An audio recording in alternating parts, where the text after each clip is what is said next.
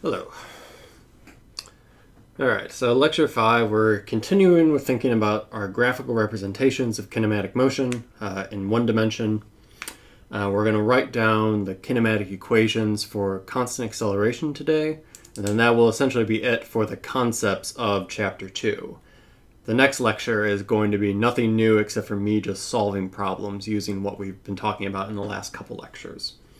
So lecture 6 will just be entirely problem solving. Though there will be, I think, one example that we can go through here as well. So let's recap kind of where we were. The idea is that you can always start by laying down a coordinate system. I have some coordinate system where I've identified a positive direction and a negative direction. On that coordinate system, or axis, or whatever you want to call it, we defined what we call the displacement, which is the difference between the positions on that coordinate system at some final time, x2, and some initial time, or some initial position, x1. And so the displacement is saying something about how an object is moving in a coordinate system. So for example, if we use the coordinate system I've drawn right here, where the positive direction is to the right, a displacement that is positive just means that the object has moved to the right. Between point 1 and point 2. With that, if we knew not only the distance that was displaced, how much distance was covered between point 1 and point 2, but also knew how long that took, we could define an average velocity based on that. So that is the displacement divided by the amount of time that's elapsed.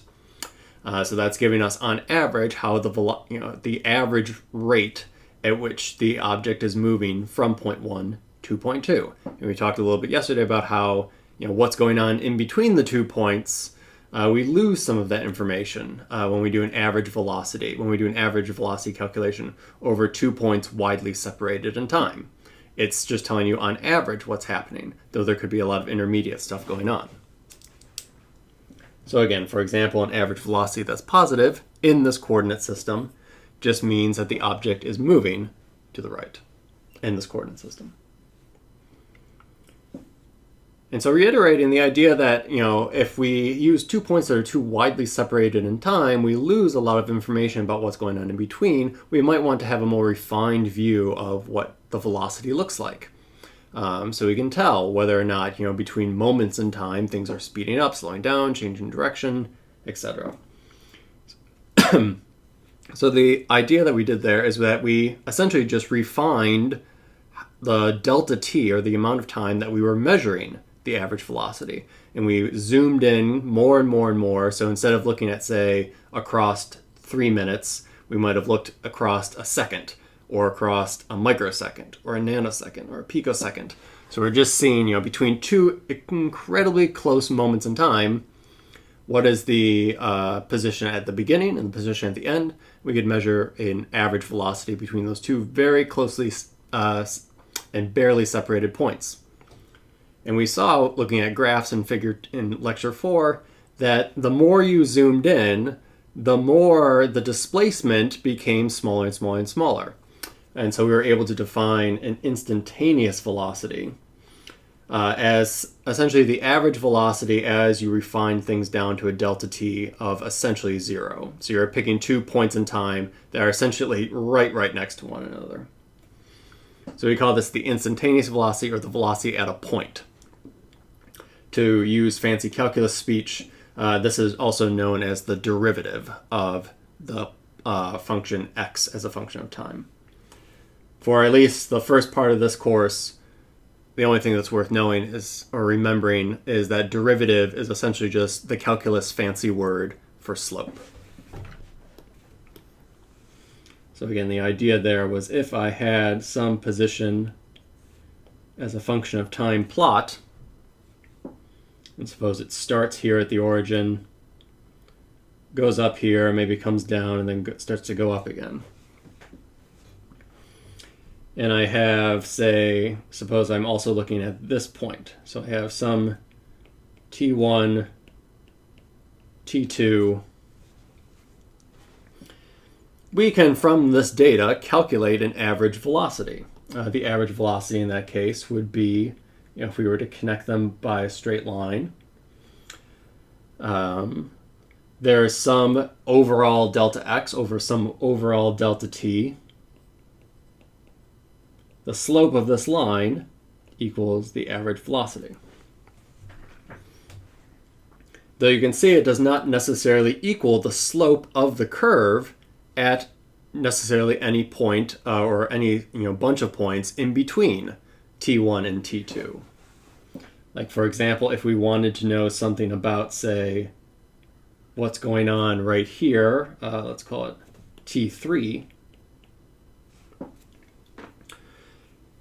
If I just look in the very close vicinity of t3 and pick 2 points, one point just to the left of t3 and 1 point just to the right of t3, and draw another average velocity curve, I might get something that instead looks like this. So the slope here might be the average velocity close to t3, which looks different than the overall average slope between two widely separated points in time. And so the idea is, by looking at the average velocity at 2 points that are really finely spaced from one another, you're getting a sense of the velocity, the true velocity, at that given moment in time, which itself can change, as we're seeing in this curve. It kind of starts very steep, it flattens out to a zero velocity, goes back down, the displacement goes back down a little bit, so there's a negative velocity, flattens out again, and then rises back up off the plot. Where the velocities here are, you can think of as the slopes of the curve, where you're just drawing that, what we call a tangent line, a line that just kisses the curve at a given point. The slope of that line is the velocity at that point.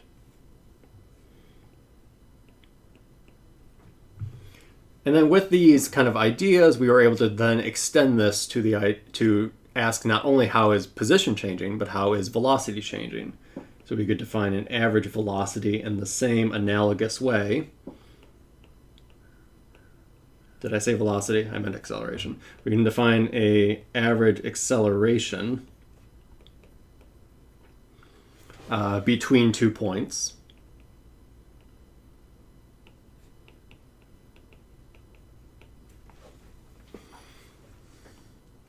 And this is telling us how between 2 points, how the velocity is changing.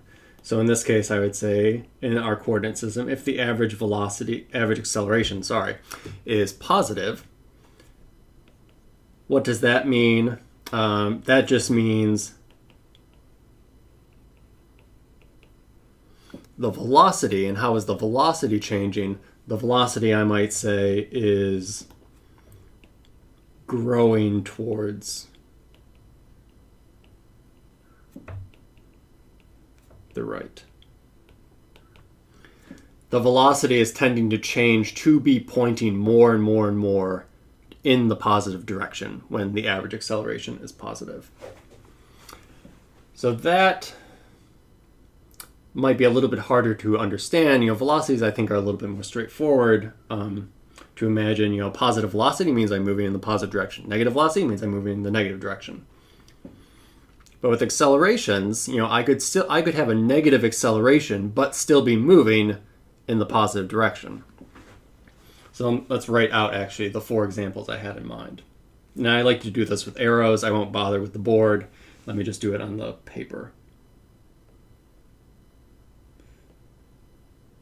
So suppose this is we have our coordinate system, and I tell you that the acceleration is positive. It's pointing to the right. And I also tell you that initially your velocity was also positive. So I might call this v1. What does the velocity look like at some later point in time? Well, since the acceleration is also positive, that's saying that the velocity is changing to become more and more positive. So at a later point in time, v might look like this. Then at an even later point in time, v might look like this. The acceleration is causing the velocity to grow more and more and more in the positive direction. So I might call this speeding up. toward the right, or towards the positive direction. Similarly, same idea, same coordinate system, but now suppose my acceleration points in the negative direction. And I also tell you that my velocity is initially also pointing in the negative direction. So I'm initially moving to the left. Well, since my acceleration is also pointing to the left, it's telling me that it wants the velocity to be pointing even more towards the right, or towards the left. So as a result, the velocity vector grows and grows even more. The acceleration is saying how the velocity, it's trying to make the velocity point in the same direction as the acceleration. And after that point, it just gets bigger and bigger and bigger. So I would also call this speeding up, but to the left.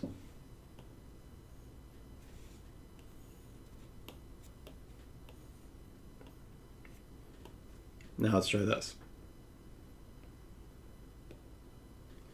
Here's my acceleration.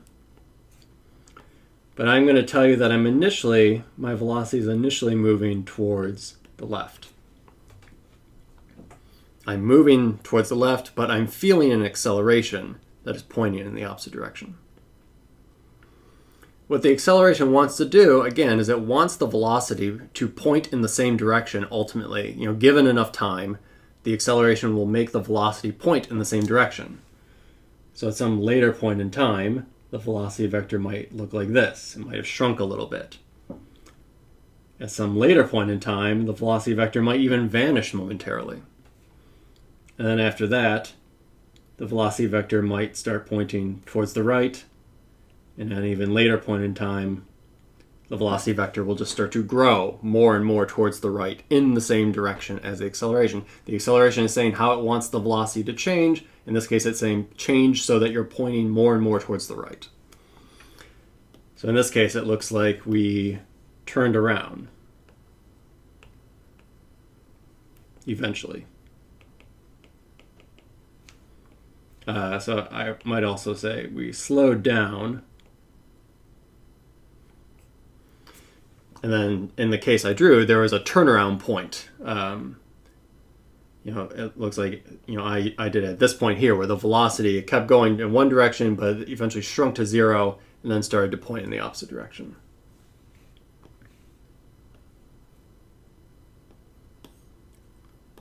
And then I encourage you to pause and try to think of what this is going to look like. Suppose I have the acceleration pointing towards the left, but I tell you my velocity is initially pointing towards the right. It's the same sort of idea. The acceleration wants the velocity to point in the same direction. So in this case, the velocity is going to shrink. It might eventually stop at some point, and then it will start to grow in the same direction as the acceleration. So again, this is again a case of slowing down and turning around, but you're turning around again. In both these cases, you turned around so that the velocity pointed in the same direction as acceleration.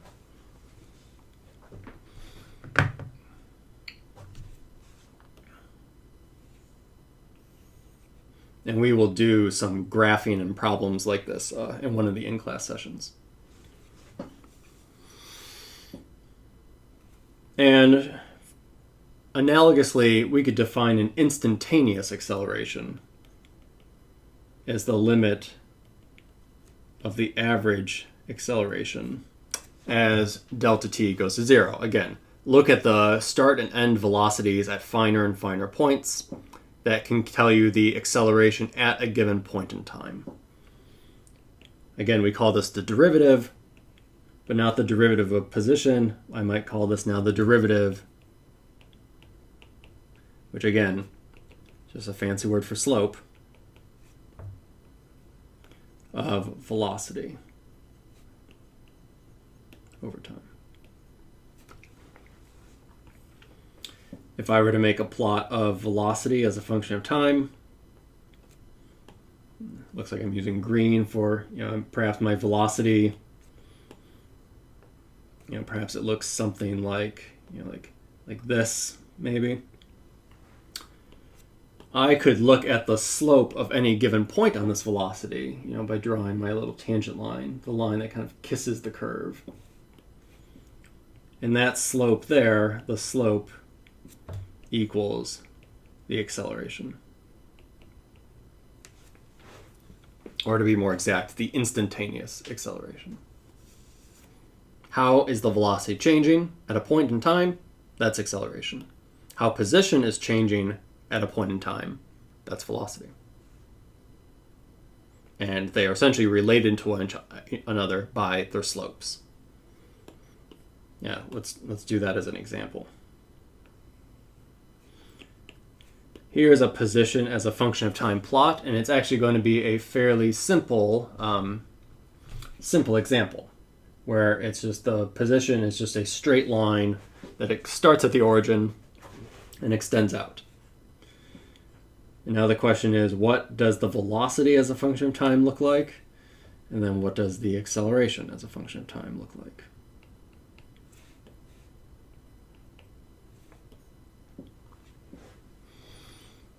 Now, again, conceptually, the thing to remember is that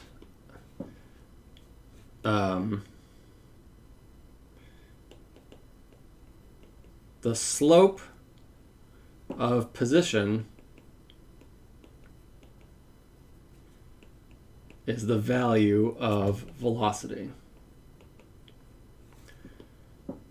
And if I look, I can see that since this is a curve, the slope at every point is the same. I could measure the slope, and that equals the velocity. And here it looks like it's some positive non-zero value, and it's going to be constant throughout. The slope of that position curve is never changing. The slope of the position is the value that you plot for velocity. But then conceptually, completely the same. Now we just do it for velocity. So I would say the slope of velocity is the value of acceleration. So here, there's no rise over any run. So the slope in this case, which is just 0, is equal to the acceleration. So the acceleration has a constant value of 0 in that case. Which again, conceptually think what that means. Acceleration is telling you how velocity is changing. If the acceleration is 0, that's saying the velocity is not changing. And that is exactly what we just said, or just drew with this plot. The velocity is constant as a function of time. Since the velocity is a constant and non-zero, that's saying that the position is changing at a constant rate.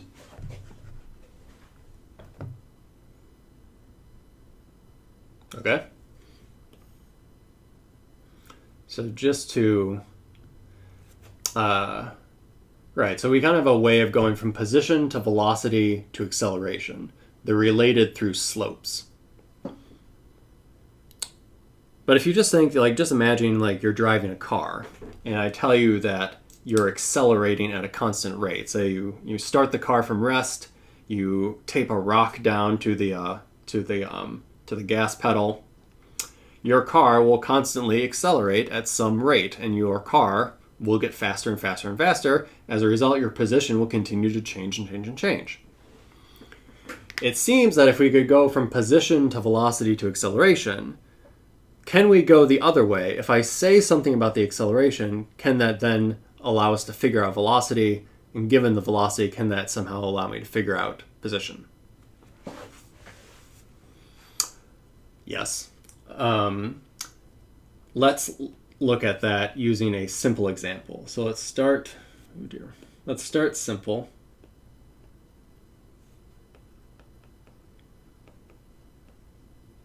So I guess new topic. So start with, and I'm going to use a case where the velocity is a constant. And it's going to be something like 5 meters per second. the idea that it's, or plus 5, I guess, that it's a constant. By the way, I don't know if I've been using this, but sometimes I abbreviate constant as CST. So if you see that in my lectures, that means I'm treating it like a constant. We have some intuition about what that should look like as a position curve. But let's try to actually just reason it out and argue it out. So if I were to plot the velocity, it would have some constant value of 5 meters per second, and maybe I could have some tick marks. This corresponds to 1 second, 2 seconds, 3 seconds. What does that say about our displacement? So in this case, the nice thing to note and to remember is that when it's a constant, the instantaneous velocity is the same as the average velocity. There's no difference between the two, because again, the average velocity is you're taking the slope between 2 points. But with a constant velocity, they're essentially saying the same thing. You're just drawing a straight line. And this was defined as delta x divided by delta t. Through the magic of algebra, I can then say that this is delta x equals v delta t. Where again, remember, v in this case is a constant. If I wanted to reduce this even more, remember the deltas are just the difference between the start and the end point. So I might say something like that the final position equals the initial position plus the velocity times delta t, or something like that. I might write it like that. That might be a way to write it. A way your book will typically write it is they will just write this as v times t. And what they're doing there is they're saying that the initial time is 0. So rather than writing it as the difference of 2 times, they're saying let's just assume we start the clock at 0. In which case then the delta t you can just write simply as t. So then t is always measured as some positive number greater than 0. So again, with equations, it's always good to know what each symbol means. We're going to see a lot of equations in this course, and sometimes the symbols are going to repeat themselves. So this is final position. This is init position or initial position. This is a constant velocity. And this is time. And this one actually is pretty good. I'm going to give it a highlight. But if you want to use this equation ever, make sure that all the assumptions that are built into it are true. In this case, the assumption that's built into it is that the velocity in this equation is a constant. If the velocity is changing, this equation does not work. So you have to, it's not just blindly plugging in numbers to equations. You have to actually think, okay, I want to use this equation. Am I meeting all the criteria that are met that makes this a good equation? In which case, the requirement here is that the velocity is a constant. If it's not, don't even try.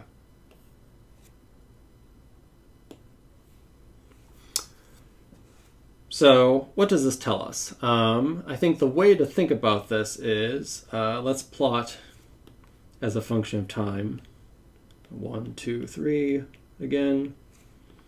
But here I'm going to plot, just so you don't have to worry about constants, I'm going to just plot the displacement as a function of time. So I'm essentially plotting, if I use my pointer, I'm essentially plotting this guy right there. I know what v is, and then I'm going to just let time march forward, and I'm going to measure kind of what delta x is in that case, and see what we get. Actually, I'll just write it below.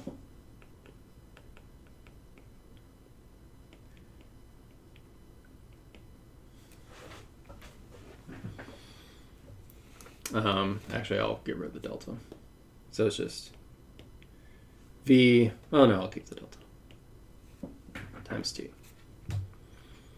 So let's actually just do it in the increments that I've drawn here, where I have 0, 1, 2, and 3 as kind of my appropriate points in time.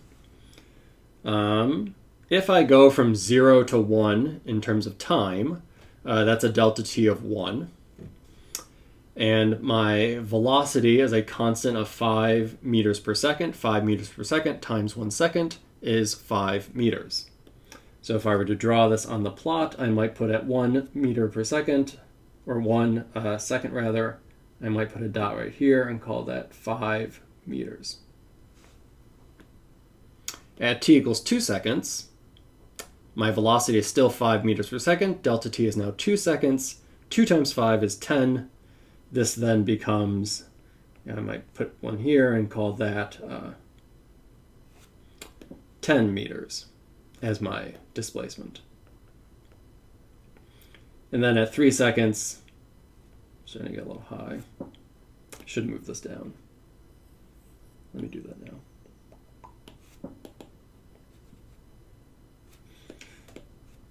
I have my third dot at 15 meters, and I'm plotting delta x.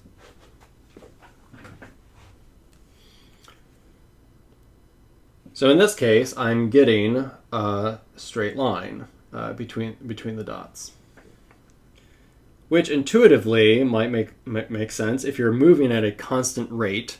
If I'm coasting in my car at 30 miles per hour, then every hour I travel 30 miles. So after 1 hour, I've traveled 30 miles. After 2 hours, 60, 90, 120, etc. Here I'm walking at a constant rate of 5 meters per second, or like a brisk light jog at 5 meters per second. This is telling me how my displacement changes with time. But what were we doing again? Remember, the goal is we wanted to see if the velocity plot tells us something about what the displacement is doing. We know that we can use slopes to go from position to velocity. Can we do something else to go from velocity back to position? And the insight here is to see that when we're calculating the displacement, what we're doing here is we're multiplying two numbers together. We're multiplying the value of v, which is a constant, and the time elapsed. So go back up to the velocity plot and just look at between 0 and 1 second. Notice if I draw a dashed line that goes up from 0 to 1, or from 1 to 5 rather, in the vertical axis, I've essentially drawn out this little rectangle here. This rectangle that has a height of 5 meters per second, or v, and has a width of delta t equal to 1 second. Which, if we go back to our equation right below here, that's exactly the product we just evaluated. V times delta t was essentially the height of that rectangle multiplied by the width of that rectangle. So in this case, this was the height. The height of what? I should be more specific. The height of v. And this was the width of time. And then that allowed us to go, I'll use the same color in the highlighter, that allowed us to go from 0 all the way up to this position right here. Now let's ask ourselves what happens when I go from t equals 1 to t equals 2. My displacement, again, changes by some v times that width of the bar, delta t. In this case, my displacement changes by yet another 5 meters, which again is the same as the area of this rectangle that I've drawn right there. And it allowed us to go from here and extend all the way out to t equals 2 seconds. And then once more with feeling, finally, over the last second of time on this plot, I go out yet another 5 meters, which is the same thing as the width of that rectangle multiplied by the height of that rectangle. So the takeaway here is that when v is a constant,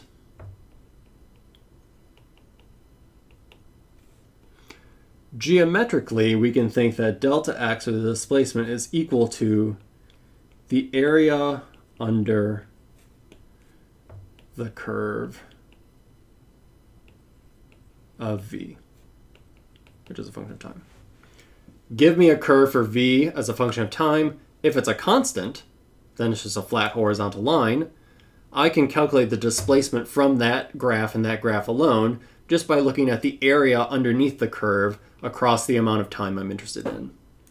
In this case, going from 0 to 3 seconds, my position plot, it looked like we figured out through a different way that we moved 15 meters.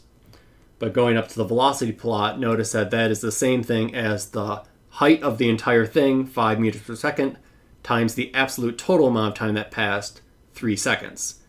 5 meters per second times 3 seconds, 15 meters.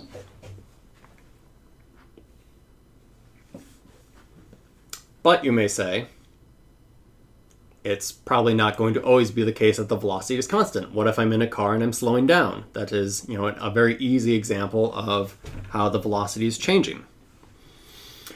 So what do we do in those cases? Well, remember we had the same issue when we were looking at derivatives. When we looked at the average velocity and average acceleration, we were concerned about using points that were too widely separated in time. And we got around that issue by taking more and more data and more refined points. The same idea will hold.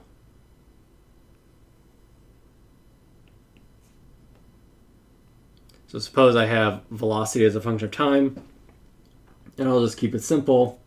Sorry, green is velocity. Suppose I have some curve that is, going where the velocity is constantly increasing. Here is kind of 1, 2, and 3 seconds again.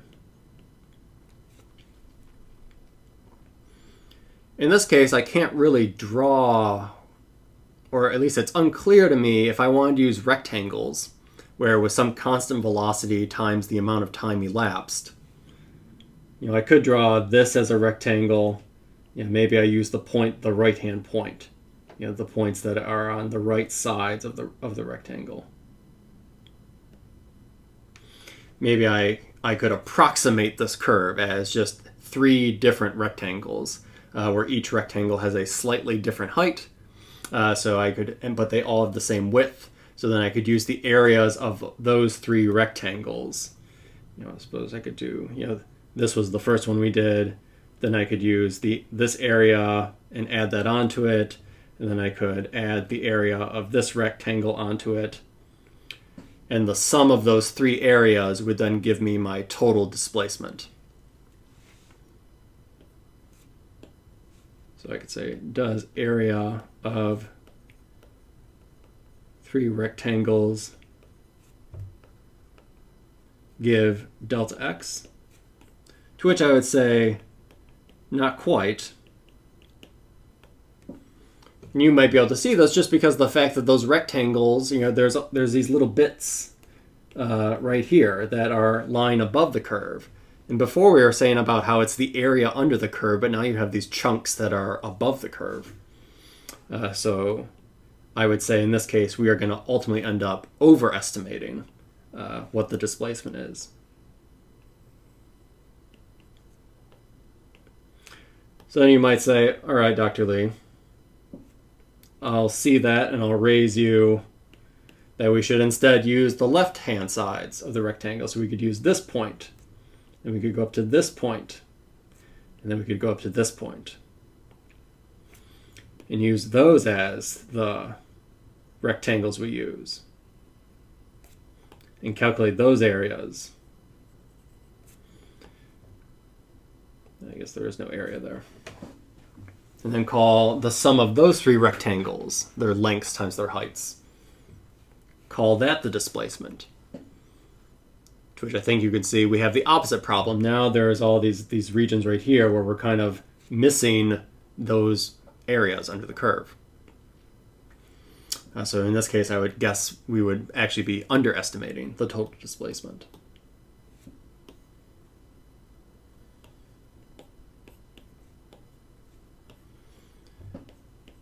So the fix is to use finer and finer rectangles.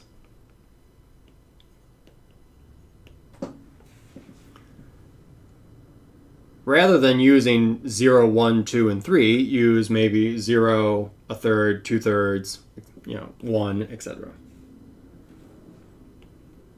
So then if I do it again, there's V, here's my curve, here's 1, 2, and 3, but now I'm going to refine it to, I'll even do 1 and 2, 1 and 2, 1 and 2. So this is 1, this is 2, this is 3. Then I broke it up into thirds. I might say if I use the right-hand side, it might look something like this.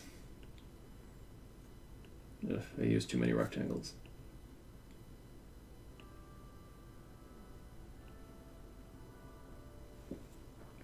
And then I could calculate the area under all of these things. Let me not use a different color for each, because I think you'll go crazy if you watch me color all of these in. Right, so I might use a single color and say, okay, I can calculate the area under all of these rectangles. They each have a slightly different area. I add them all up, and then that gives me my overall displacement. And that actually is getting us closer to the actual right answer. Because notice now the mistakes that we might be making, all these extra little bits. The amount of how much those bars are kind of overestimating or creeping over the curve is shrinking. So, why stop at a third? We just shrink these more and more and more and more and more so that we're using ever finer rectangles. And again, remember, the benefit of that is that if we make each rectangle so ridiculously small, then the velocity between the 2 points in time that might be separated by like a microsecond, the velocity between 0 and 1 microsecond is barely different. So we could, with great accuracy, use the average velocity as a measure of what the velocity is and estimate it as a constant between those 2 points. And we know that when the velocity is a constant, going back up here, we know that when the velocity is constant, then the area under the curve actually is exactly correct. We saw that this area is exactly equal to the total displacement. So this is the idea of kind of similarly of how we go in the opposite direction. So I'm going to write down some symbols, and if you haven't done calculus yet, these will look very foreign, but don't worry, I will explain. So let us say then that the actual displacement in this case is equal to, and essentially what we want to do is we want to make billions and billions of very thin little triangles, or sorry, rectangles, and then add them all up. So I'm going to write it like this.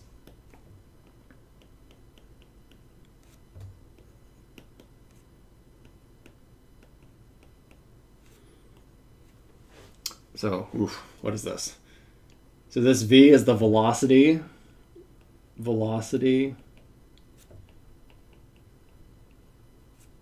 of each rectangle. This delta T is the width of each rectangle.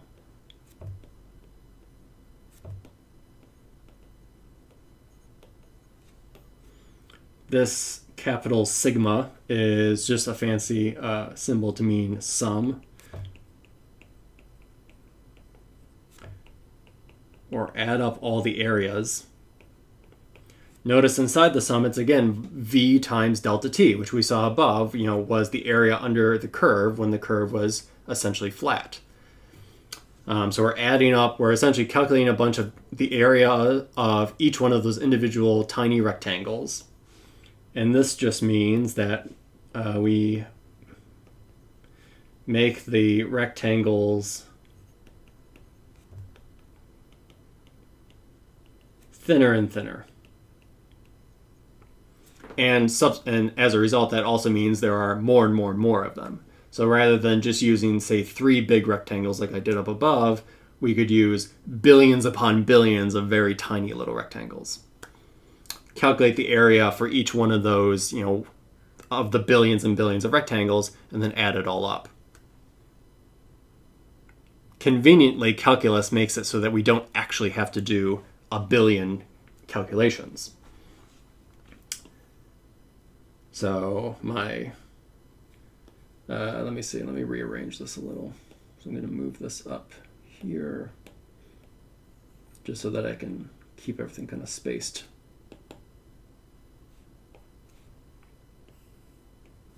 So then this expression, this messy expression, is written as this kind of squiggly s v dt, which is called the integral of v over t. The integral, again, it's a calculus word. Essentially, the two big calculus things are the derivative and the integral. Derivative is just a fancy word for slope. Integral is just a fancy word for area under the curve. That's all it means. If you want to take the integral of something, all it means is calculate the total area under that particular curve. So notice, again, let's recap kind of where we came from.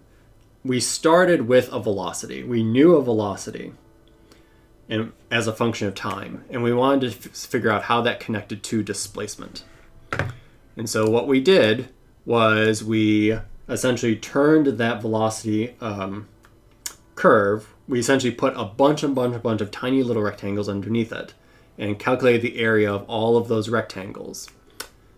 And why that was helpful was because across each of the rectangles, the velocity was barely changing. So they essentially were perfect, nice, flat rectangles, which then makes this answer incredibly accurate, like we saw for the constant velocity example above. So let me, since there were a lot of words there, let me actually try to re-summarize it up here. So I would write this as delta x equals the integral of v dt. And dt, again, like we saw for the derivative, as you go from smaller and smaller changes, we replace the big delta with a d. It's the same sort of idea here. It's essentially just saying you're calculating the area under the curve using a bunch of very tiny, thin little rectangles.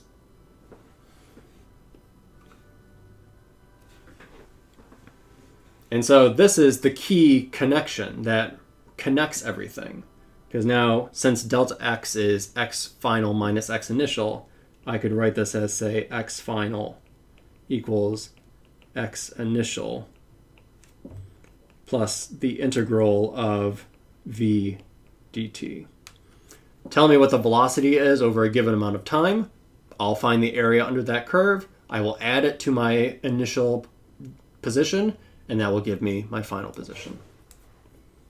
That is definitely worth a highlight.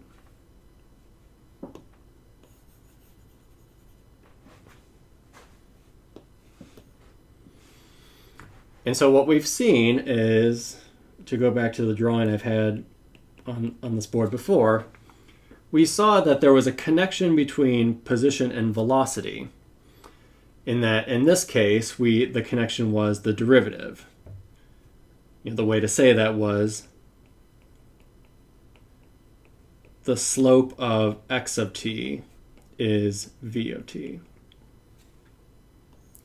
Now we've seen that there's also a connection where if you know the velocity, you can go back and get the position. That is the other half of calculus, the integral, which is just saying the area under the curve of v of t is x of t.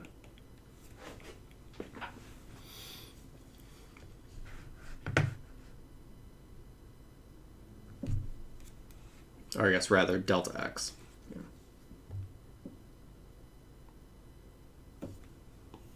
Now, do we have to do all this over again for accelerations? No.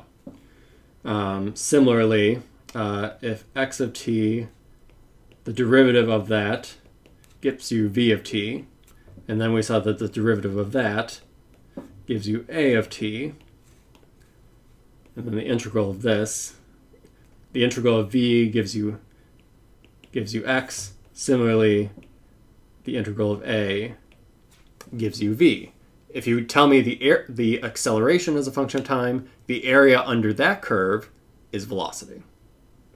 Now I have velocity as a function of time. The area under that curve is displacement.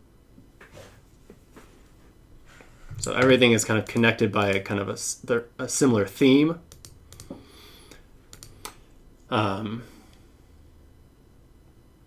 let's do an example of this. Even if you don't know any calculus techniques, we can still apply this. So here's my question. If you start at a position of 3 miles, so positive 3 away from the origin, at t equals 0 hours, what is your final position at t equals 6 hours given, I think the v got cut off, sorry. This is a plot of velocity as a function of time. So the plot you're seeing is velocity as a function of time. Given that plot, what is the final position if you start at 3 miles away from the origin?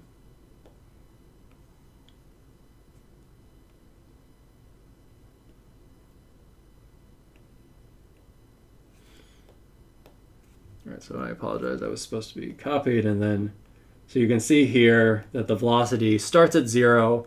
It goes up to 30 miles per hour after 2 hours. Seems like they go at a constant speed up until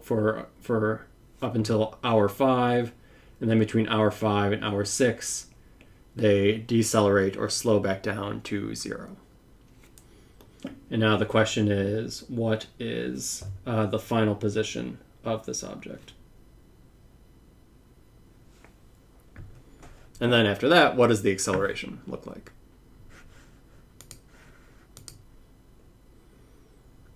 All right. Then I guess what was the other point? That the initial position is plus 3 miles.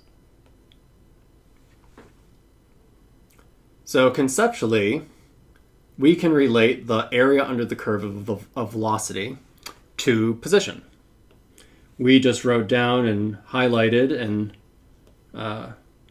we're thrilled to finally arrive at, I'm sure, that delta x equals the integral of v dt. Or, the way I could write this is the final position minus the initial position, which I know. I'll put a little check over that because we know it, equals the area under v of t from t equals 0 to t equals 6 hours,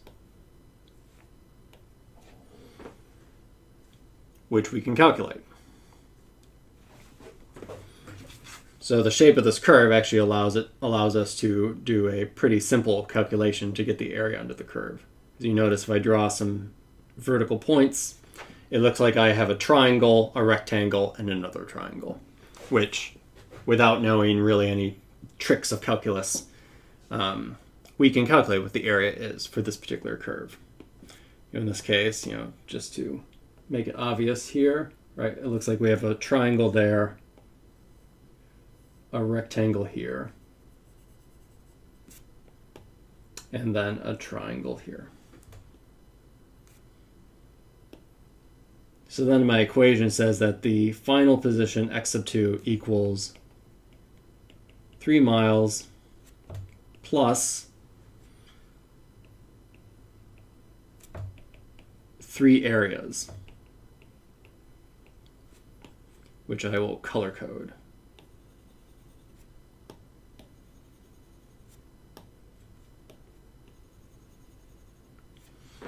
So if we find those areas, we're done.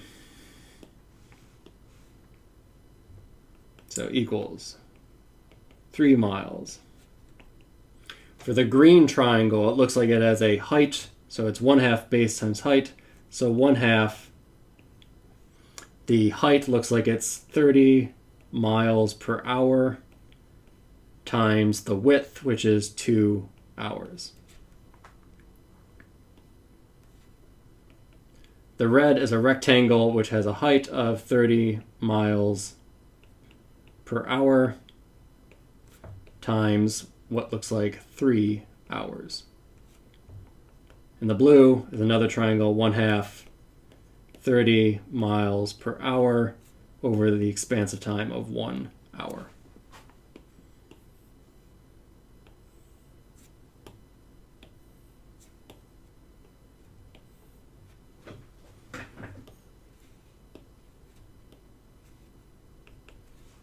So this is then 3 miles plus.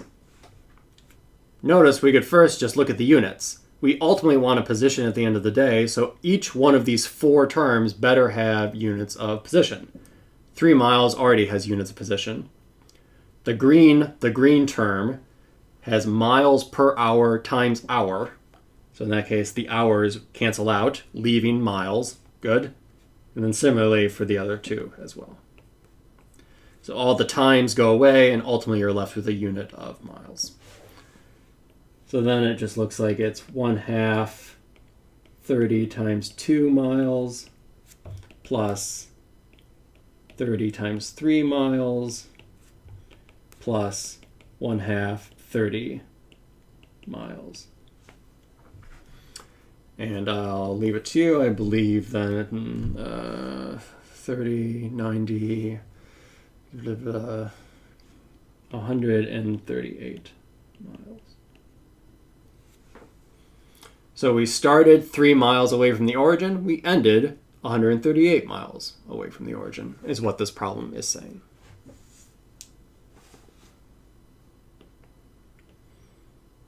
Now what about the acceleration?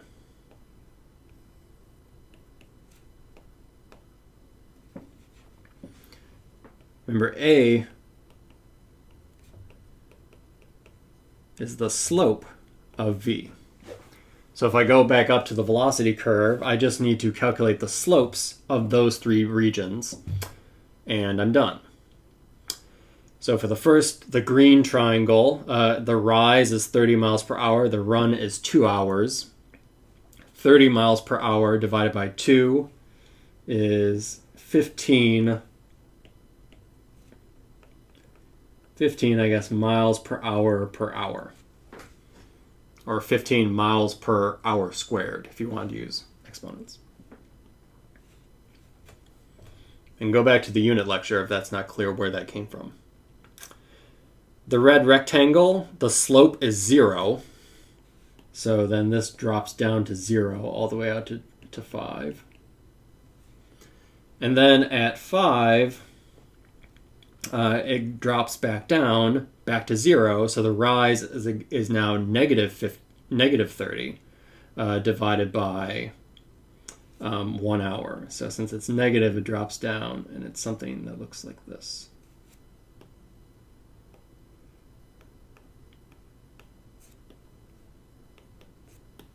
I guess that would be negative 30 miles per hour. And this would be the acceleration as a function of time.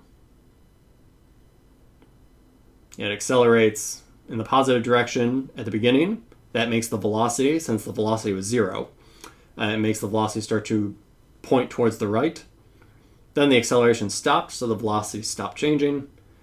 Then it wanted to pull the velocity back down to 0 or even maybe negative values, so there was a negative acceleration. You could go back and again try to draw the arrows. Velocity and acceleration were in the positive direction, so the car was speeding up. In this case, there was no acceleration, and in this case, the acceleration was negative. Though the velocity was still positive, it just got less and less positive as time went on, and eventually, at the very end, became 0. Let's see where I am on time. Perfect.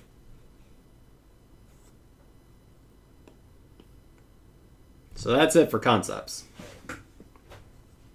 Thank God, right? Let me now derive quickly the equations of 1D kinematics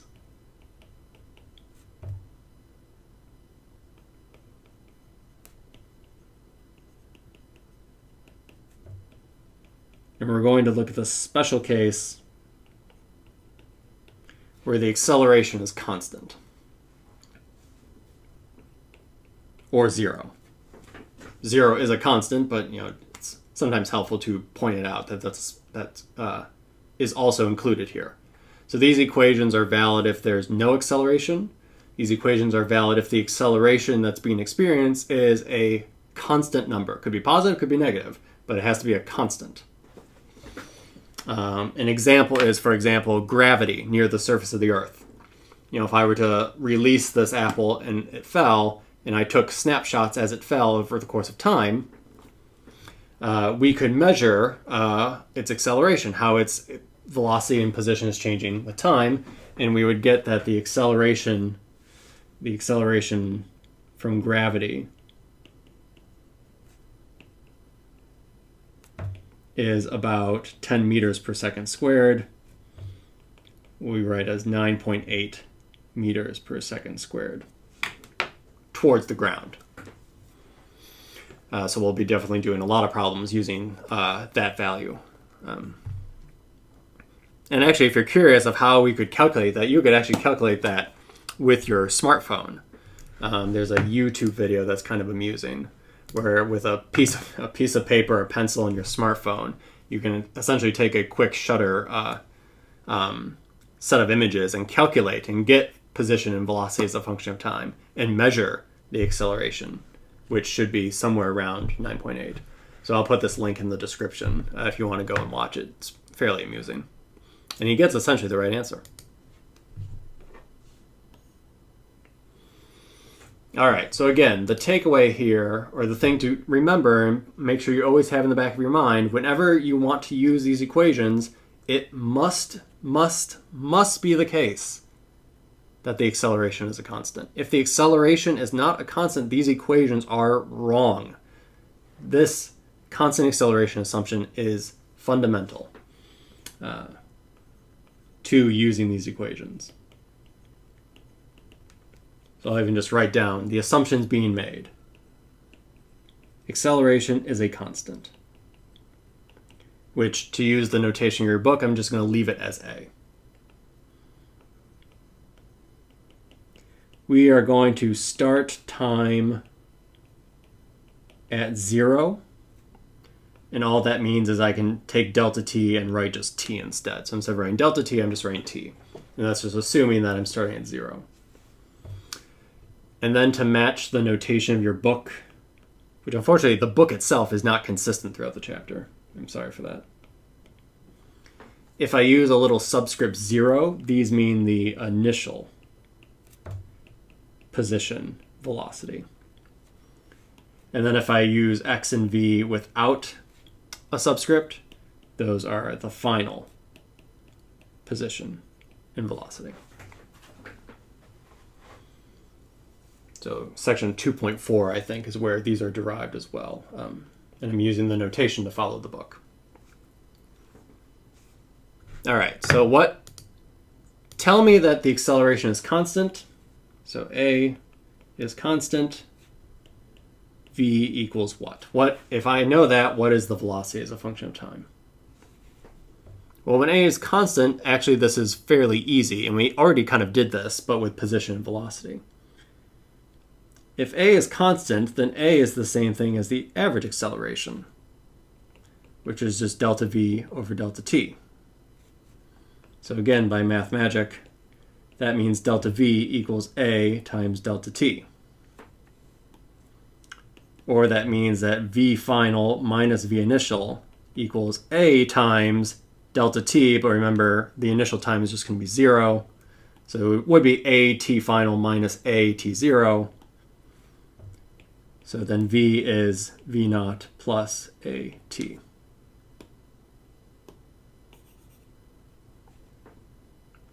All right, so if A is constant, that's how V is as a constant of time. Tell me the initial velocity, the constant acceleration and the time elapsed. And then I'll tell you what the current velocity is. And if you think back, this is nothing more than the equation for a straight line. So it might look something like this. It's a function of time, where this is v naught, and then this is the final velocity, which the book is calling, just v, at some final time t. This is actually going to be important, so I will keep this up. Now what is x? Or position, rather. Well, I could still start with v average equals delta x over delta t. Or write that as delta x equals v average times delta t. But unfortunately now, v is not a constant, so I can't just say v average equals v. That would be incorrect, because we can just look at that plot on the screen. The velocity is clearly changing with time. So I can't just plug in v, which is corresponding to the final moment in time. But I think if you stare at this long enough, you could convince yourself that if we wanted to use if we wanted to calculate the average velocity of this line, since it's a nice, perfectly straight line, the average velocity is indeed just the midpoint. So that the average velocity is just the midpoint between these two. So I could write this as 1/2 the initial velocity plus the final velocity. Right, delta x equals that times delta t. And in this case, that's actually perfectly appropriate and correct.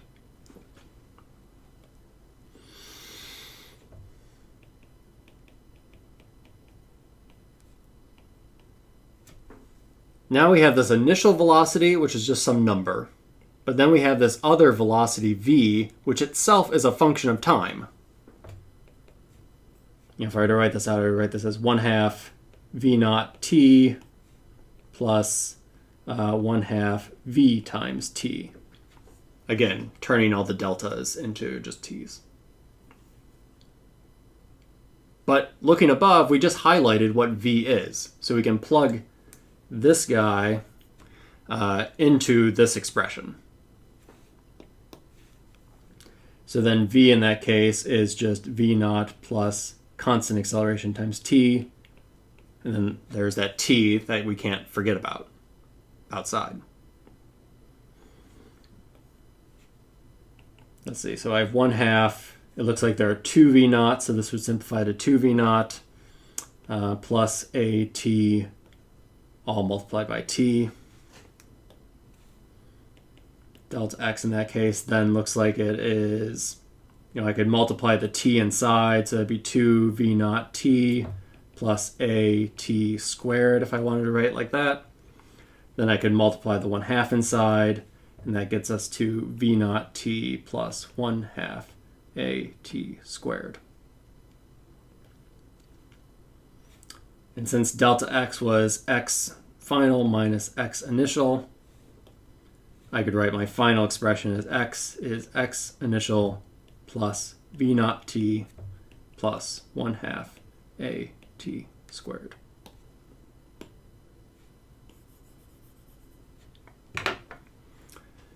And those are the two equations of 1D kinematics. Again, we can just define our symbols. Final x, init x, init v, constant a, and then the t represents time.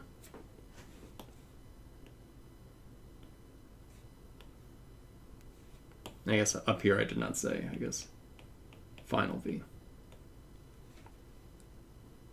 So let me scroll ahead, make sure they're both on the same page. if the acceleration is constant, these are the two equations of 1D kinematics.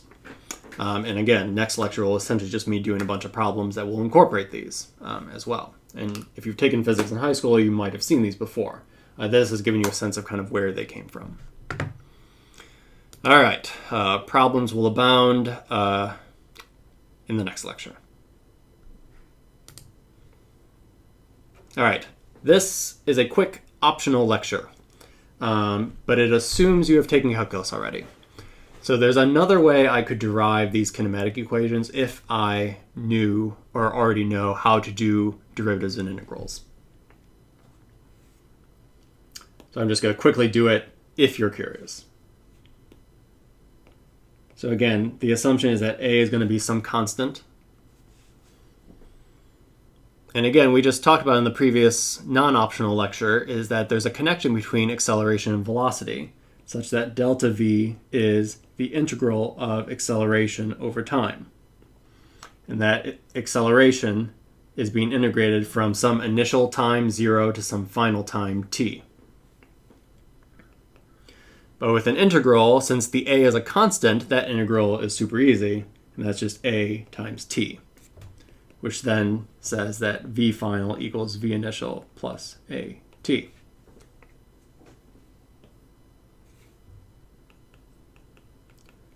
Displacement is the same. We are integrating this velocity from 0 to t, but now it's not hard, but we just have to do the integral over this simple polynomial instead. So then the first term, if you integrate that becomes v naught t. The second term becomes 1/2 a t squared. Technically that's evaluated between 0 and t, but everything disappears at 0, so then you get x final equals x initial plus v naught t plus 1/2 a t squared. And it's pretty simple. With calculus, of course, we could look at other examples where, say, the acceleration was not a constant. Suppose the acceleration itself was a function of time. Then we couldn't use the kinematics equations, obviously, but we could use the integral to derive a more general formula for that particular acceleration. All right, that's it.